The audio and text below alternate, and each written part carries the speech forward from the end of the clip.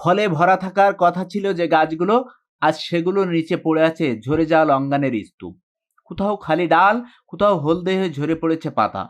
আর এসব দেখে চোখে মুখে শুধুই হতাশা কৃষক অরুণ মণ্ডল ও ব্যবসায়ী মিজানুরের।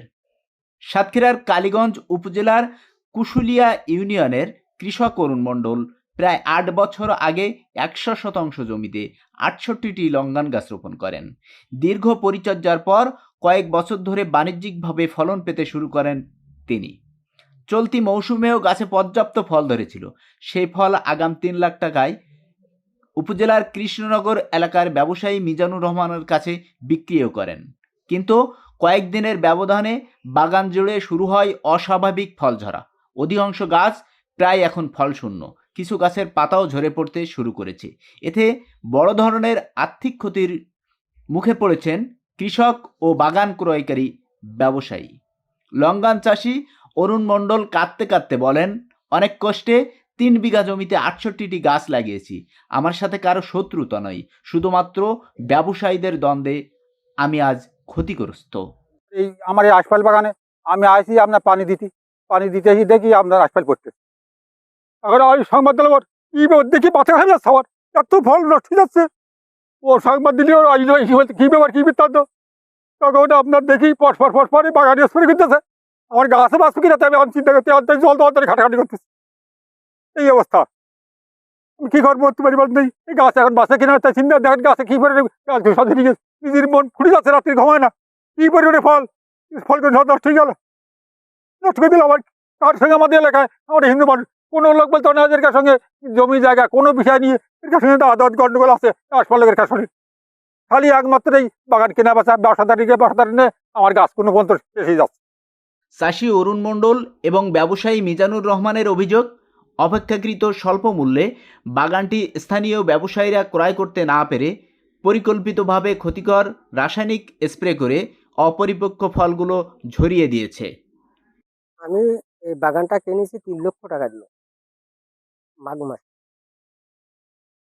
তারপরে এতে স্প্রে করেছি, জোন খাটাইছি, সব মিলিয়ে প্রায় আমার ৩.৫ লক্ষ টাকা খরচ আছে। আমার আম চুরি করে নিয়ে গেছে ঈদের 2 দিন আগে, আর ঈদের 4 দিন পরে আমার এই আশফল বাগান মানে স্প্রে করে দিয়ে গেছে আম পাকানি ওষুধ দিয়ে, যাতে মাল গাছ সব ঝুরি নষ্ট হয়ে যায়।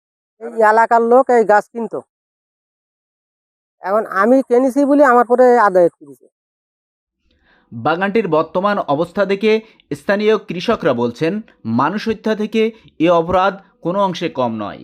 আমরা ৬৮টা গাছ মাঠে যা দেখলাম, সত্যি যে ধরনের ফল গাছে হইল কুমড়ি ছিল, সেই গাছগুলো যে ক্ষতি করেছে এসছি মানুষ হত্যা করা, এসছি ভালো ছিল।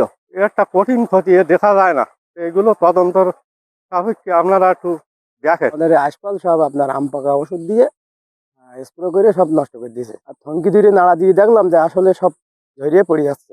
বিষয়টির খবর পেয়ে কৃষি সম্প্রসারণ অধিদপ্তরের কুশুলিয়া ব্লকের দায়িত্বপ্রাপ্ত উপসহকারী কৃষি কর্মকর্তা মোহাম্মদ আতাহার হোসেন বাগানটি পরিদর্শন করেছেন।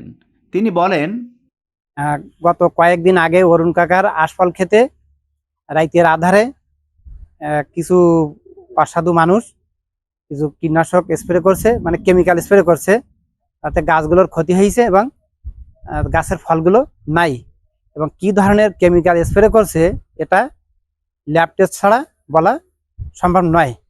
এই বিষয়ে আমি আমার ঊর্ধ্বতন কর্তৃপক্ষকে অবহিত করব তদন্তপূর্বক ব্যবস্থা নেওয়ার জন্য। ফলে ভরা বাগান এই ফল শূন্যতার জন্য দায়ীদের খুঁজে বের করে শাস্তি নিশ্চিত করার দাবি জানিয়েছেন ভুক্তভোগী কৃষক ও ব্যবসায়ী।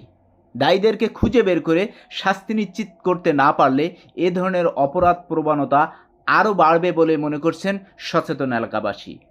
Afzal Hossain, NTV online, Kaliganj, Satkhira.